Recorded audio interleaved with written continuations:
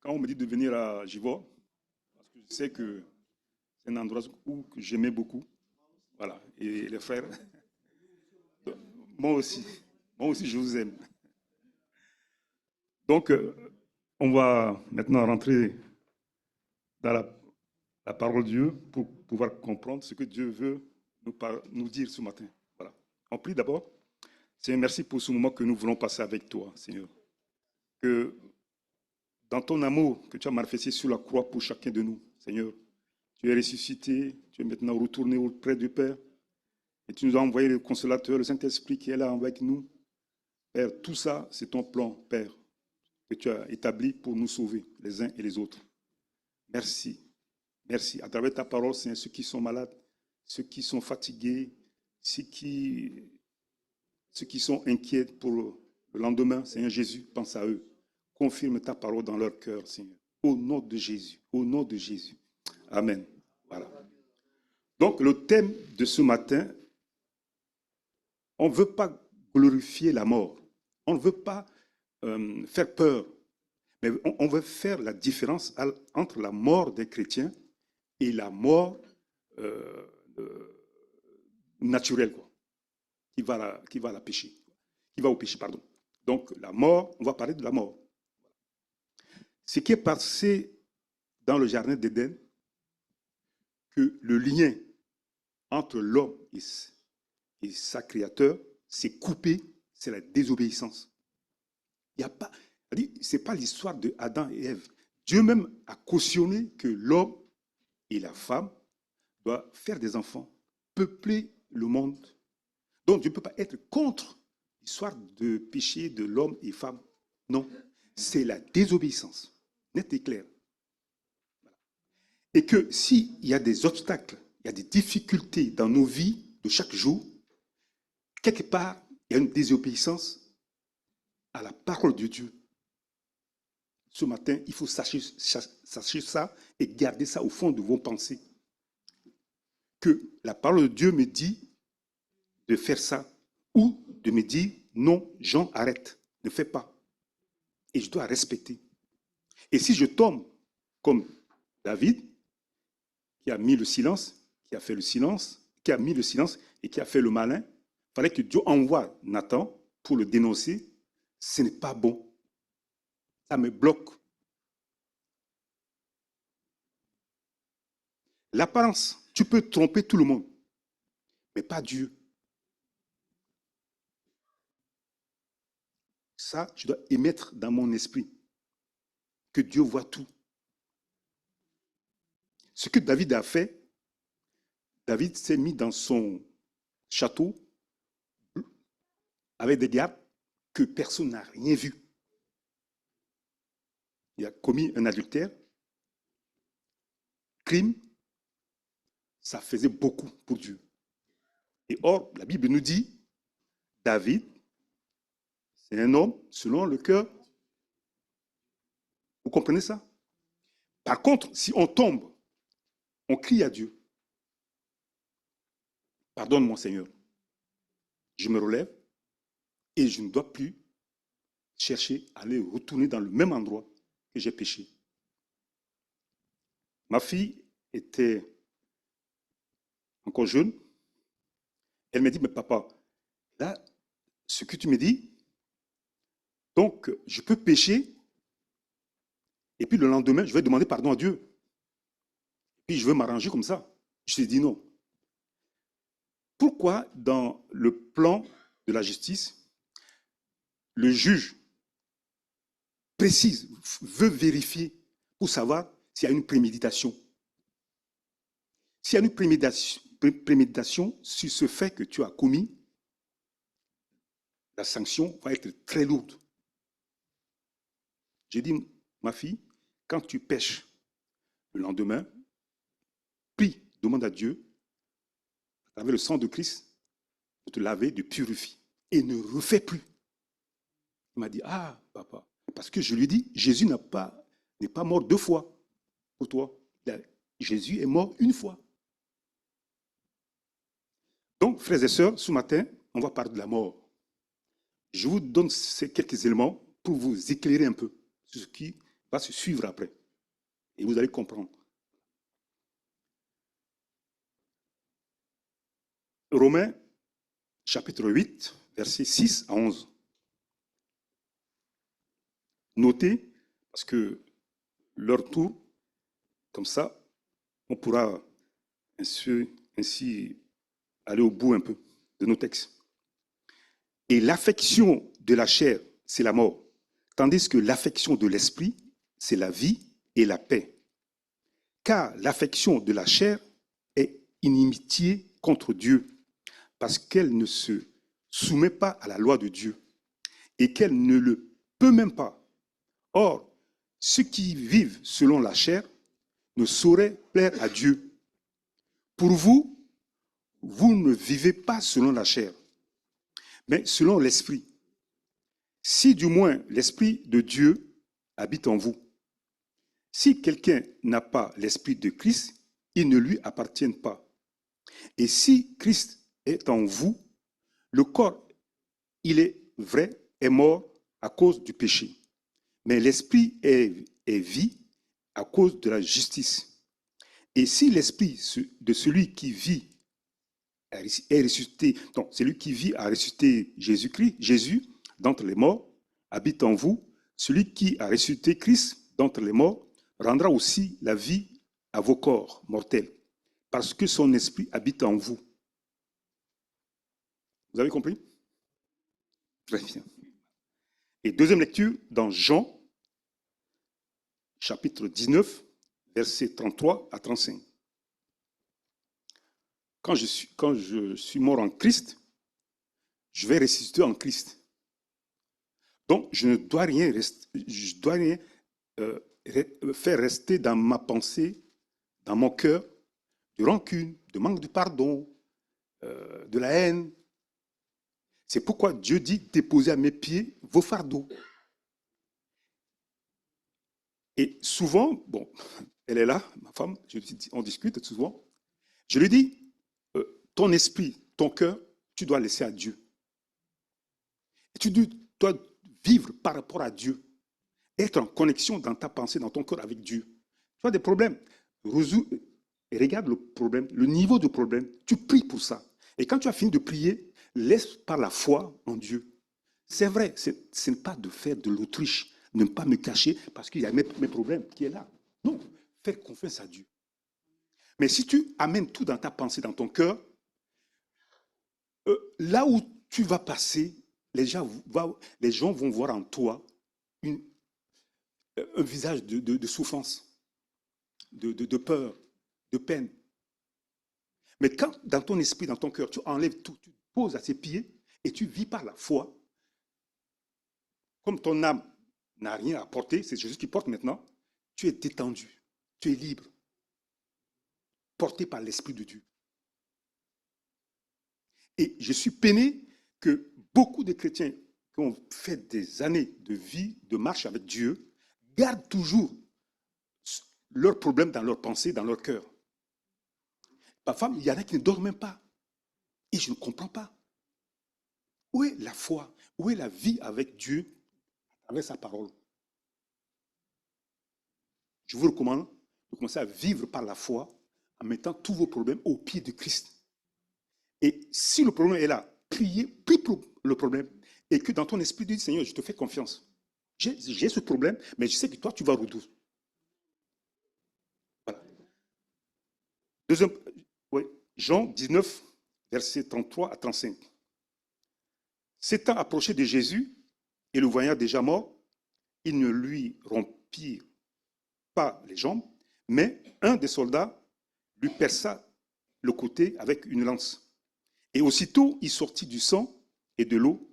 Celui qui l'a vu en a rendu témoignage, et son témoignage est vrai. Et il sait qu'il dit vrai, afin que vous croyez aussi. Voilà. Tout ça, c'est pour dire que la désobéissance qui était dans le jardin d'Éden, Dieu a coupé le pont avec l'humanité. Jésus est venu maintenant pour rétablir cette connexion avec les hommes à travers Jésus. vous et moi, je viens de lire devant vous ce que Jésus a vécu sur la croix pour vous. Et donc, on a rétabli une alliance entre Jésus et le Père. La connexion qu'on a avec le Père, c'est grâce à Jésus, grâce au sang de Jésus qui nous a réconciliés maintenant avec les choses spirituelles. La mort physique, Jésus n'a jamais prononcé ce mot mort.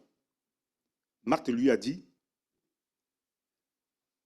quand Jésus répétait à Marc, ton frère dort, je vais le ressusciter, Marthe n'a rien compris. Et nos langages à nous humains, Dieu ne fait pas cas. Mais nous, normalement, on devait maintenant retourner pour écouter la voix de Dieu, écouter la parole de Dieu. Pour Dieu, ton corps est maudit. Ton corps va à la destruction. On voit combien de cercueils qui passent souvent dans la journée pour aller au cimetière. Mes respects, quand tu es chrétien, tu sais que ça va à la poussière. Mais ce qui est essentiel, la mort spirituelle, c'est ça que Jésus met le doigt dessus. C'est l'âme et l'esprit. Ça, Dieu dit, à moi seul le pouvoir dessus, sur l'âme et l'esprit.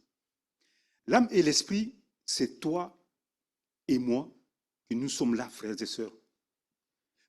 On peut nettoyer le corps, soigner le corps, mais sachez-le qu'un jour, le corps retournera à la poussière. Ce que nous devons maintenant comprendre de ce que je viens de dire là, c'est de prendre soin de ton âme, de ton esprit. Dans la prière, dans la connexion avec Dieu, parce que Jésus vient de nous réconcilier avec le Père maintenant, dans le ciel. Donc, on vit avec Jésus. C'est pourquoi je vous dis que dans mon esprit, dans mon cœur et dans mon âme, je dois ne pas laisser passer un manque de pardon, un adultère, ou avoir envie ou convoiter une situation. Je pêche. Je vous ramène sur un passage que Jésus a dit. Quand tu vois une femme passer, juste passer, ce que tu cogites dans ta tête, c'est déjà un péché. Et donc le Saint-Esprit, de l'autre côté, voit ce qui est dans ta pensée, dans ton cœur. Ce que tu caches, ce que tu penses que les gens ne voient pas. David pensait que Dieu ne voit pas.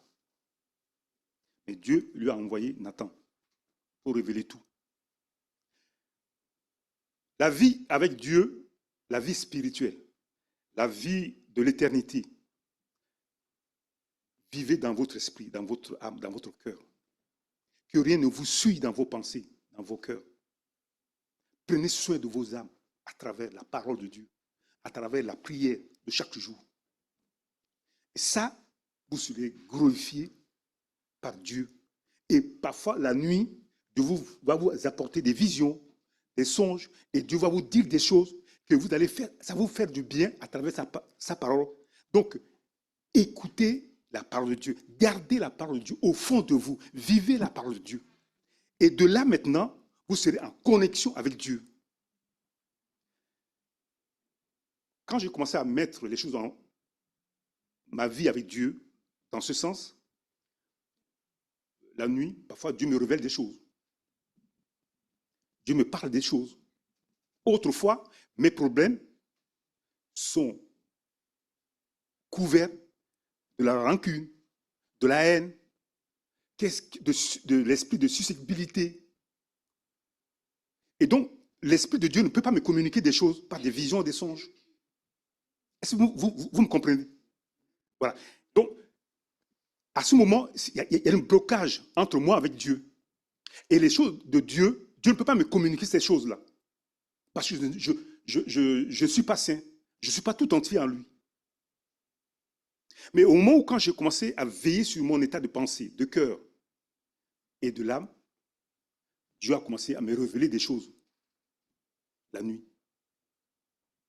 Parce que je vis dans la vie chrétienne. Je vis avec le Saint-Esprit, dans mon esprit, dans mon cœur. Mais quand dans ton esprit, tu as de la haine, de la rancune, du manque de pardon, tu n'es pas avec Dieu. Et c'est pourquoi on dit la mort physique, les gens, même s'il est vivant avec nous, pour Dieu, ils sont déjà morts. C'est pourquoi on ne vive pas comme autrefois, en ayant de la haine, en ayant de la colère, en ayant de l'esprit de vengeance. Ça, vous chassez loin de vous. Ayez un esprit de Dieu, d'amour, de pardon, de maîtrise de soi et d'être simple. Par contre, protégez-vous. Si vous voyez que la personne ou la situation, le malin est derrière, protégez-vous, défendez-vous et Dieu sera avec vous. Là, un tel homme, une telle femme est conduit par le Saint-Esprit et l'Esprit de Dieu habite en lui. Troisième lecture. C'est dans Jean, chapitre 20, versets 2 à 7. Je vous lis.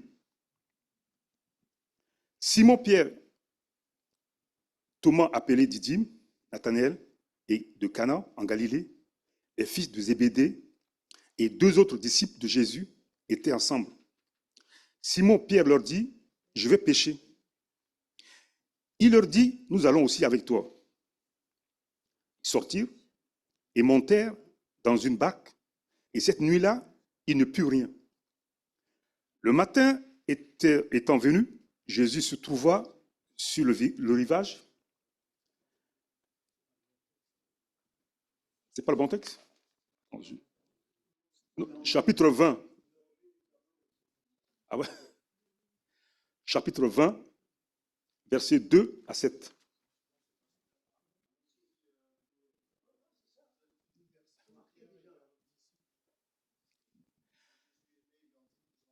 Mais tu as une autre version. Jésus leur dit, enfants, n'ayez-vous pas rien de manger? Ils leur répondirent, non. Il leur dit, jetez le filet de côté droite de barque et vous trouverez. Ils le jetèrent donc, ils ne pouvaient plus retirer à cause de la quantité de poissons. Alors le disciple que Jésus aimait dit à Pierre, c'est le Seigneur. Et Simon-Pierre, dès qu'il eut attendu que c'était le Seigneur, mit son vêtement et sa ceinture, car il était nu, et se jeta dans la mer. Ah d'accord. Bon, mes excuses. Et là, c'est pour vous dire quoi? Jésus, après le troisième jour, était crucifié et ressuscité. Pierre et les autres apôtres, qu'est-ce qu'ils ont fait? Ils sont retournés à leur travail, ils ont retourné à les choses autrefois qu'ils faisaient pour gagner leur pain quotidien. Ils ont oublié que Christ est mort. Pour lui, c'est fini. C'est ce que nous sommes. Là, on a écouté la parole. On va écouter la parole de Dieu. Midi, on va sortir de là. Qui va garder ce qu'on a lu dans nos pensées, dans nos cœurs, dans le jour qui suivent et dans la semaine? On va retourner sur notre champ de travail, faire notre commerce. On va oublier Dieu. C'est là que vivre avec Dieu, cette communion avec Dieu, le malin sait comment nous surcharger des situations quotidiennes de la vie, chaque jour.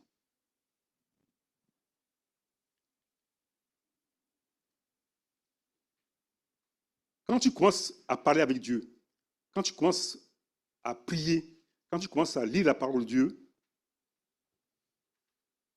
le malin n'est pas loin. Le malin est là pour chercher à enlever cette connexion que tu as dans ta pensée, dans ton cœur, avec Dieu. Ce sont des choses simples. Ce sont des choses qu'on ne voit pas l'importance. Parfois, le diable cherche un sujet qui te mettra en colère. Et dans ta tête, dans ton cœur, tu n'es plus en connexion avec Dieu. Avec ce que Jésus a fait pour te rétablir avec le Père, avec le Saint-Esprit. Dans la semaine, combien de fois, dans nos pensées, dans nos cœurs, on pense à Dieu? Je n'accuse personne. Je l'ai vécu, ça. Et dès que j'ai pris connaissance, dès que je me suis dit, Jean, tu te laisses balader dans ta pensée, dans ton cœur, pour d'autres choses. Mais tu n'es pas en connexion avec ton Dieu. Pourquoi? Parce que je l'ai vécu. Et je dis, Seigneur, aide-moi maintenant à vivre avec toi dans ma pensée, dans mon cœur. Que je ne meure pas dans ma pensée, dans mon cœur. Parfois, au moment où tu penses, tu pries intérieurement, surtout moi dans mon camion, tu verras qu'il y a une personne qui va passer devant toi pour freiner, pour t'insulter, pour lever un bras malsain. C'est pour te détourner dans ta pensée, dans ton cœur, de la connexion que tu as avec Dieu. Pourquoi il y a beaucoup de pression sur le lieu de travail? Et autrefois, cela n'était pas comme ça. Mais maintenant, il y a de pression partout.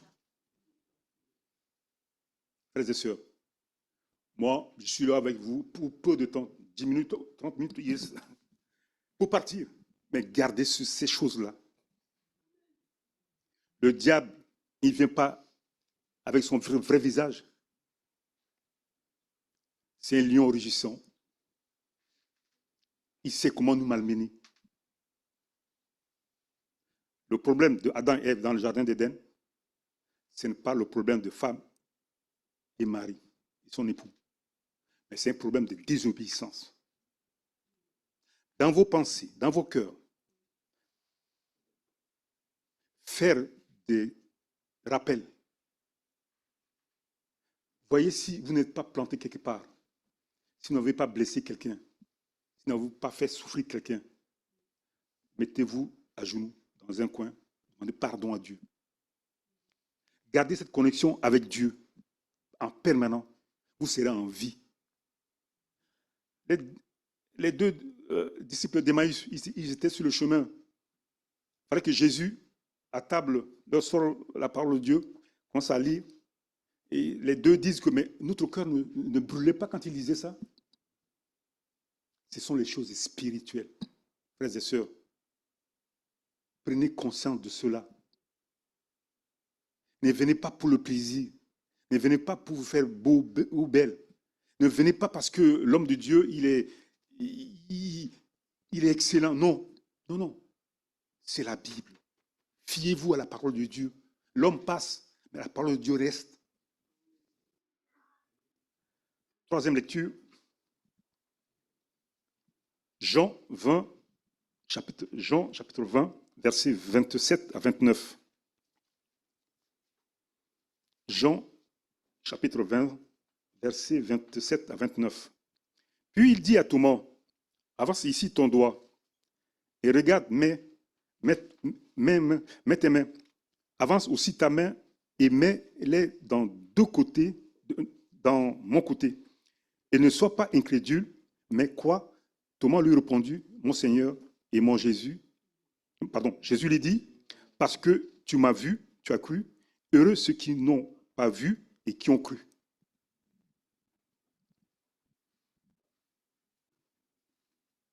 Thomas a vécu avec lui. Thomas était avec lui.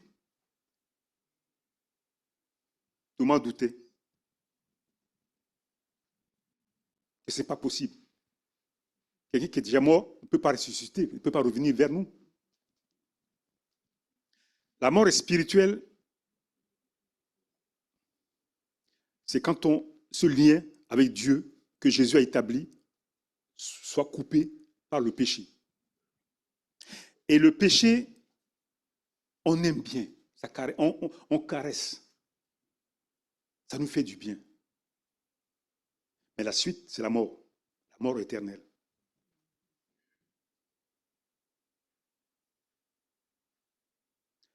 Il y a un ami que je lui ai parlé que ce qu'il faisait, ce n'est pas bon, c'est de l'adultère.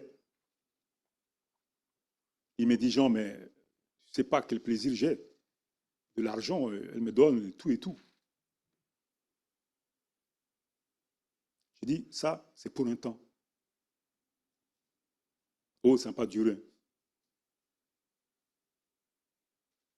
Il est mort. Les choses de Dieu, c'est simple, très simple. Mais l'application, vivre ces choses-là, par rapport à notre ego, par rapport à notre c'est moi, je suis supérieur, je suis beau, je suis intelligent, ça nous glisse dans la main comme de l'eau. On ne croit pas. Thomas était disciple. Thomas marchait avec Jésus. Mais dire que Jésus est ressuscité, non, ça, pas question. Il ne va pas croire. Pourquoi parmi nous, les hommes de l'Église, les frères et les sœurs, il n'y a pas trop d'intelligents parmi nous, on dit. Parce que ça tourne dans leur tête. Ça tourne très vite. Que nous, on est des gagas. Comme moi, on m'a appelé, mais Jean, qu'est-ce que tu fais avec ces moutons? Je dis, mais je suis aussi mouton. Parce que c'est mes amis de foot à l'époque. Parfois, ils venaient par curiosité pour écouter. Et puis voir pourquoi chaque dimanche, je vais là-bas. Frères et sœurs, la parole de Dieu, c'est Dieu lui-même. C'est la richesse. Gardez-la au fond de vos pensées, de vos cœurs. Vivez cela au fond. Et surtout, surtout, ne cachez rien. Je le dis bien, ne cachez rien qui contredit la volonté de Dieu sur ta vie. David avait voulu faire. David était humilié. Et David était plus sévère encore contre la personne qui a fait le méfait. David a dit, présente-moi l'homme qui a fait ça, je vais le finir. Je vais finir avec lui. Nathan lui a dit, c'est toi la personne. Et Dieu est amour. Dieu nous laisse le temps. Comme ce matin, peut-être je mets le doigt sur des choses que moi je ne sais pas. Mais que demandez pardon dans vos pensées, dans vos cœurs, pour ne pas mourir spirituellement.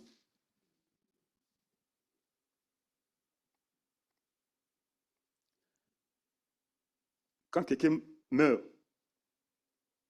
on l'accompagne au cimetière. Je n'ai jamais vu un corbillard le suivre, mais on pleure, on se lamente, parce que c'est quelqu'un qui a vécu avec nous, qui a rigolé avec nous. Et on se souvient de cela. Pourquoi on a de la peine à ce moment-là. Mais si la personne, c'est vraiment un chrétien, on ne doit même pas pleurer. Parce qu'on sait que là où il est maintenant, il est très bien. Jésus a dit, il y a beaucoup de maisons auprès de mon Père. Si cela n'était pas, je vous l'aurais dit.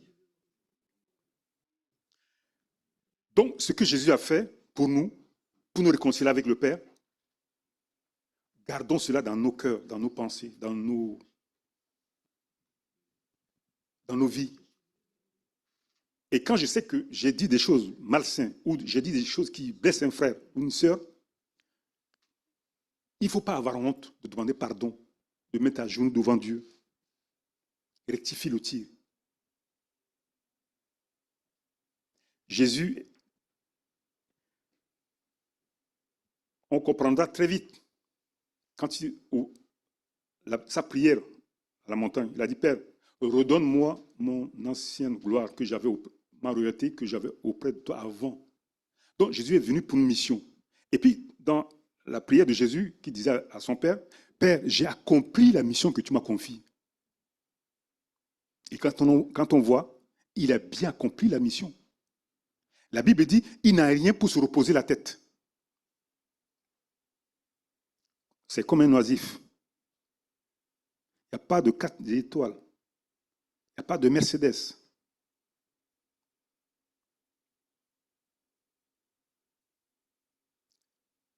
Jésus a abandonné toutes ces choses-là qui attirent l'homme. Et parfois, ça m'inquiète que dans l'Église même, il y a des hommes et des femmes qui sont attirés par ces choses du monde, qui quittent lui-même l'Église à cause de à cause de ces choses du monde.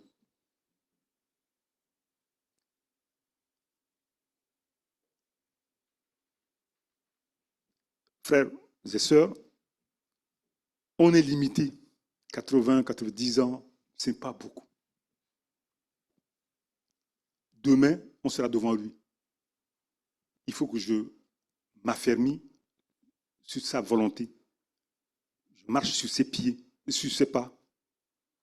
Je vis dans ma pensée, dans mon cœur, comme lui. Humiliation, mépris, insulte. Frères et sœurs, ne dis rien. Oh, ça fait que tu es fragile, que tu ne vaux rien, quoi. Mieux vaut encaisser.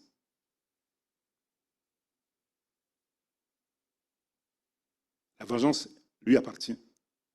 Mais toi, sauve ton âme, ton esprit, ton corps. À moi la vengeance, dit Jésus. Notre nature n'est pas comme ça. Dent pour dent, œil pour œil. La loi talion. J'ai vécu aussi cela.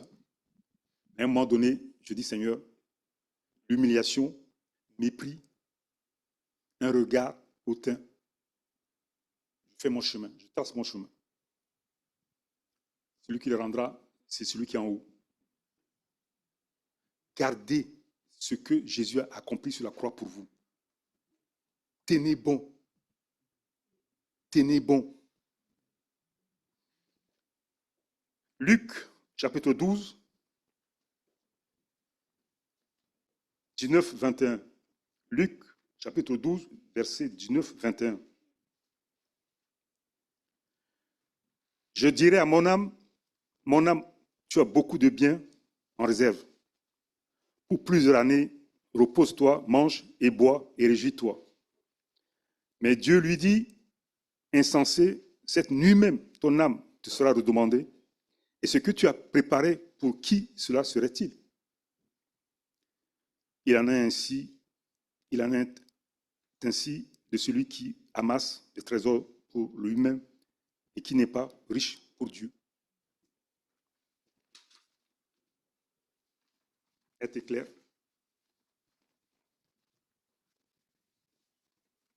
« 30 ans de travail à la retraite, on ne voit pas grand-chose. Et Dieu nous regarde parce que toutes ces années, on a donné notre vie pour le travail. Il y en a parfois beaucoup, bon, dans le transport, j'ai connu beaucoup des anciens. Quand ils ont pris leur retraite, frères et sœurs, même pas 2 mois, 3 mois, ils sont partis. Et il y en a que je leur ai parlé de l'évangile, mais ils se fichaient de ça. Ils se moquaient de moi. Je me dis, mais ils ont au moins 30, 35 ans, 40 ans de conduite, et maintenant, au lieu qu'ils restent pour manger, c'est qu'ils ont mis de côté. Regarde.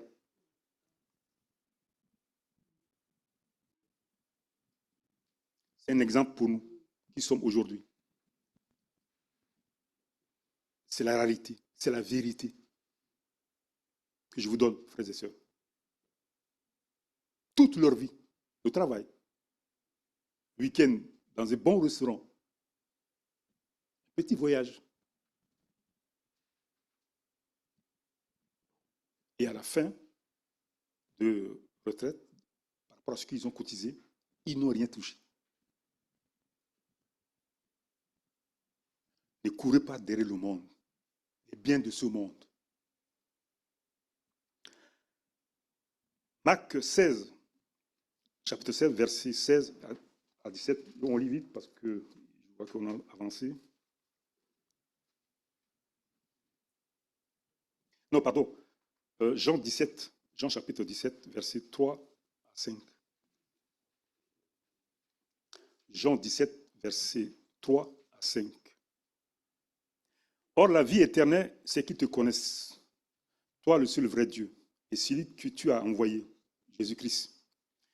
Je t'ai glorifié sur la terre, j'ai achevé l'œuvre que tu m'as donnée à faire, donc de venir créer cette nouvelle alliance avec les hommes, sa créature. Et maintenant, toi, Père, glorifie-moi auprès de toi-même, de la gloire que j'avais auprès de toi avant que le monde fût.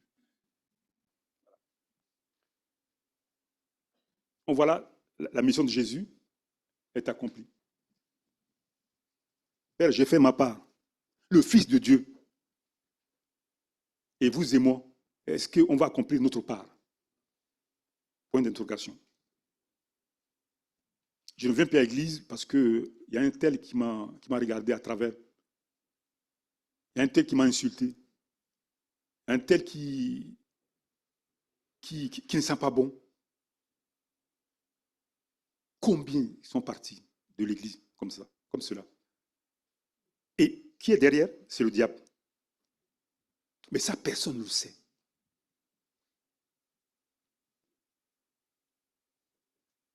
Tu viens souvent à l'église, à la maison, il n'y a rien qui est nettoyé, il n'y a rien qui est lavé.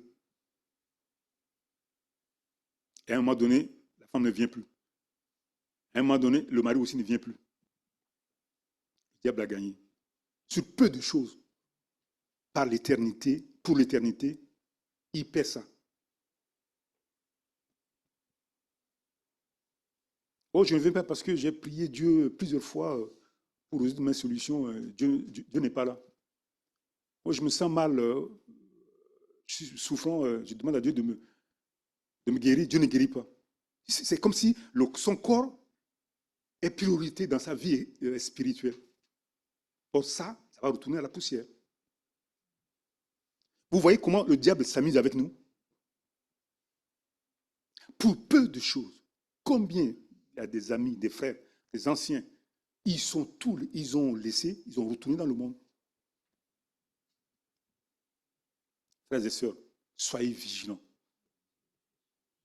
Restez fermes, déterminés, ayez cette conviction. Jésus est venu, il a accompli parfaitement la mission. Et vous et moi, on vient de lire. Il demande maintenant à son Père, lui Dieu, Jésus, Père, redonne-moi mon ancienne royauté que j'avais auprès de toi. Qui suis-je pour demander ça? Mais lui, le Fils, il a demandé. Et la Bible nous dit que maintenant, il est auprès du Père. Il intercède pour nous, pour vous et moi.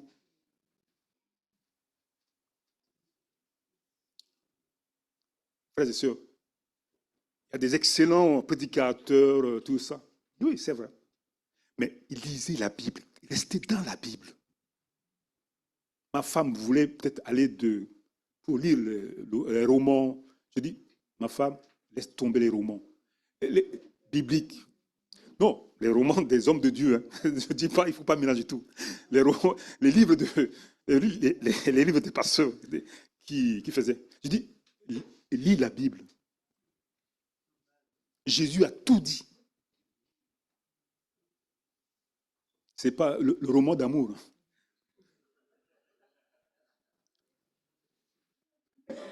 Frère, on rigole, mais moi, quand il m'a raconté, j'ai acheté des livres avec des principes sur les anges de Dieu, les gens de démons, et puis la puissance du Saint-Esprit, et puis sur la personne de Jésus, sur la personne de Dieu. J'ai lu tous ces livres, frères et sœurs. Mais je vois que ces gens, ils retournaient sur la Bible. Ils retournaient sur sa Bible, sur les, Bibles, sur les versets. J'ai dit, mais Jean, il ne faut pas aller de gauche à droite. La Bible te suffit. J'ai dit, c'est vrai.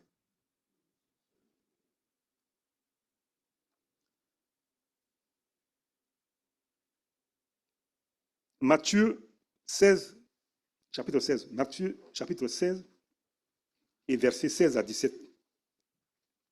Marc 16, versets 16 à 17. Celui qui croira et qui sera baptisé sera sauvé, mais celui qui ne croira pas sera condamné. Voici les miracles qui accompagneront ceux qui auront cru à mon nom. Ils chasseront les démons, ils parleront de nouvelles langues. C'est ce que nous parlons ici, entre nous, parler en langue. La confirmation de la parole de Dieu, de Jésus.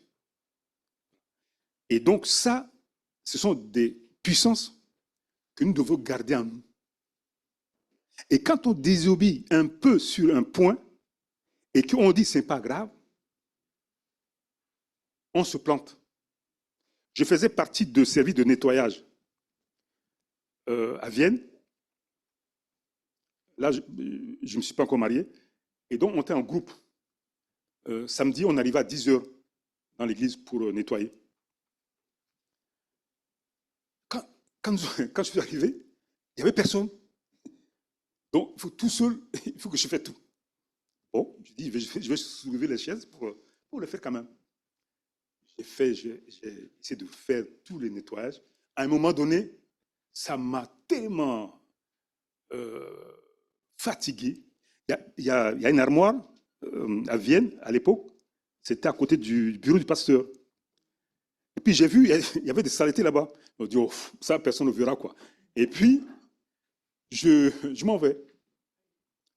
À 2 heures du matin, 2 heures du matin, Saint-Esprit m'a réveillé. Il m'a dit, Jean, tu disais que sous l'armoire, là, il y a beaucoup de poussière et personne ne peut le voir.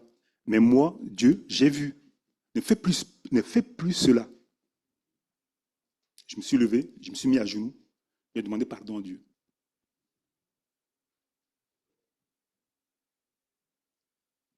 C'est pour cela que je vous dis, dans cette connexion avec Dieu, à travers la prière, à travers l'Esprit de Dieu en vous, qui habite en vous, si Dieu vous ramène quelque chose, vous avez blessé une sœur, un frère, vous avez fait quelque chose qui ne sont pas, que vous savez vous-même, à l'intérieur de vous-même, saint, que ce n'est pas bon ou ce n'est pas sain, demandez pardon.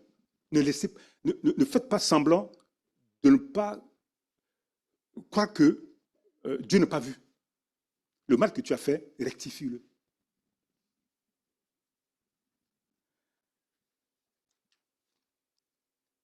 Jean 11, c'est la dernière lecture. Jean 11, 21, 26. Jean 11, 21, 26. Marthe dit à Jésus, Seigneur, tu eusses été ici, mon frère ne serait pas mort. Mais maintenant, même, je sais que tout ce que tu demanderas à Dieu, Dieu te l'accordera. Jésus lui dit, ton frère ressuscitera. Je sais, lui, répondit Marthe, qui ressuscitera et à la résurrection, au dernier jour. Jésus lui dit, je suis la résurrection et la vie. Celui qui croit en moi vivra, quand même, il serait mort physiquement. Et quiconque vit et croit en moi ne mourra jamais. Crois-tu cela? Et je vous pose la question, croyez-vous que Jésus peut vous ressusciter? Amen. C'est merci pour ce moment qu'on a passé ensemble, Seigneur Jésus. On a lu ta parole, on a décortiqué, Seigneur, que ton esprit continue à aider mes frères, mes sœurs, Seigneur Jésus. Que tu nous soutiens par ta parole, que tu nous gardes par ta parole, Seigneur Jésus. Père, que nos pensées soient toujours en connexion avec toi. Seigneur, que les choses du monde, que le diable ne nous titille pas de gauche à droite pour que nous puissions quitter cette alliance dans nos pensées, dans nos cœurs avec toi, Seigneur Jésus. Aide-nous, Seigneur. Père, bénis mes frères, mes sœurs qui étaient là ce matin devant toi, Seigneur Jésus. Ceux qui sont malades, ceux qui souffrent, ceux qui ont des difficultés, Seigneur, pense à eux, Seigneur. Au nom de Jésus, au nom de Jésus, au nom de Jésus. Amen. Que Dieu vous bénisse.